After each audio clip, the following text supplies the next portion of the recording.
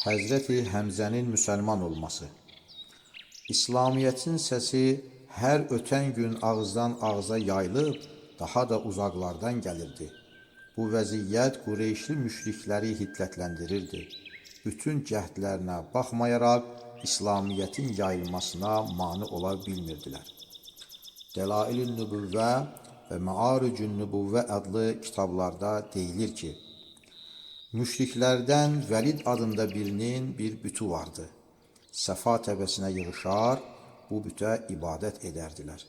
Bir dəfə Peyğəmbərimiz sallallahu aleyhi və alihi və səlləm onların yanına getdi və müşrikləri imana dəvət etdi. Kafir olan bir cin o bütün içinə girdi və sevgili Peyğəmbərimiz sallallahu aleyhi və alihi və səlləm üçün münasib olmayan sözlər dedi. Fəxr-i aləm Peyğəmbərimiz sallallahu aleyhi və alihi və səlləm buna üzüldü. Başqa bir gün gözə görülməyən biri Peyğəmbərimizə sallallahu aleyhi və alihi və səlləmə salam verərək, Ya Resulallah, kafir olan bir cin sizin üçün münasib olmayan şeylər söyləmiş. Mən onu tutub öldürdüm. İstəsəniz, sabah Səfa təpəsinə təşrif edə bilərsiniz. Siz yenə onları İslam'a dəvət edərsiniz. Mən də o bütün içinə girib sizi mədh edici sözlər deyərəm, dedi. Peyğəmbərimiz sallallahu aleyhi və alihi və səlləm Abdullah adlı cinin təklifini qəbul etdi. Sevgili Peyğəmbərimiz sallallahu aleyhi və alihi və səlləm ertəsi gün oraya gedib, müşrikləri təzədən imana dəvət etdi. Əbu Cəhil də orada idi. Müsəlman cin müşriklərin əlindəki bütün içinə girib, sevgili Peyğəmbərimizi sallallahu aleyhi və alihi və səlləmi və İslamiyyəti mədh edən gözəl sözlər və şeirlər söylədi. Müşriklər bu sözləri eşidincə əllərindəki bütü qırdılar və Resulullahın sallallahu aleyhi və alihi və səlləmin üstünə hücum etdilər. Mübarək saçları darmadağın oldu. Mübarək üzü qana boyandı.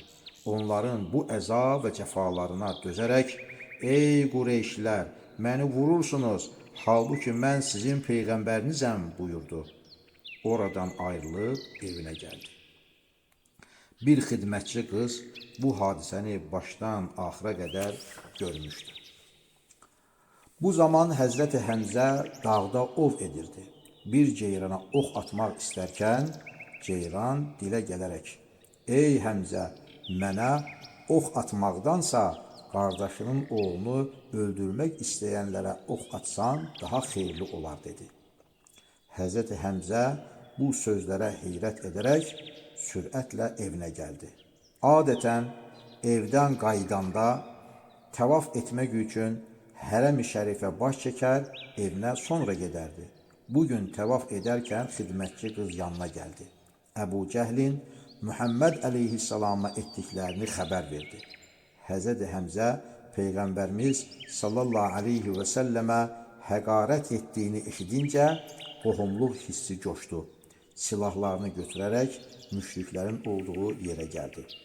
Qardaşımın oğluna pis söz söyləyən, qəlbini incidən sənsən, bax mənim dinim də onun dinidir.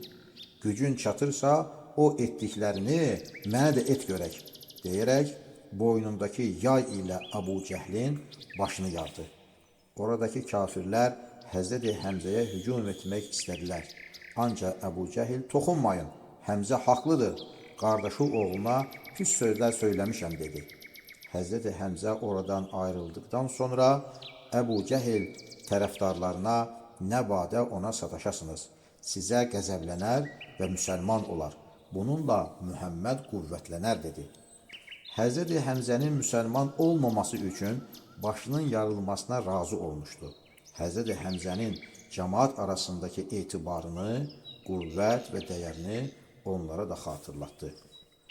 Həzrəti Həmzə Peyğəmbərimizin sallallahu aleyhi və alihi və səlləmin yanına gəlib, Ya Muhammed, Əbu Cəhildən intiqamını aldım, onu qana boyadım, üzülmə, sevin, dedi.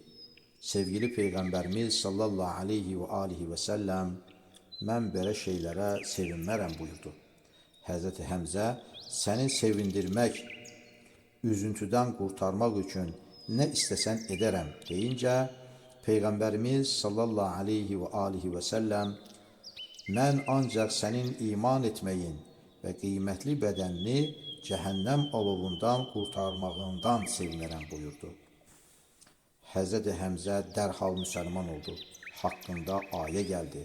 Həzrəti Abdullah İbni Abbasa görə Qur'an-ı Kərimdə Ən'am surəsinin 122-ci ayəsində bildirildiyi və nura qovuşturulduğu deyilən şəxs Həzrəti Həmzə və eyni ayədə qaranlıqlara vurnuxulduğu deyilən də Əbu Cəhildir. Həzrəti Həmzə müşriklərin yanına gedərək müsəlman olduğunu və Allah-u Teala'nın Həbibi Muhammed əleyhissalamı qanı bahasına da olsa qoruyacağını deyib bir qəsidə oxudu. Oxuduğu qəsidədə qəlbimi İslamiyyətə və haqqa meyl etdirilmiş olduğu üçün Allah-u Teala'ya həmd olsun. Bu din qullarının hər etdiyini bilən, hamıya lütfu ilə davranan, qüdrəti hər şeyə qalib gələn, aləmlərin Rəbbi olan Allah-u Teala tərəfindən göndərilmişdir.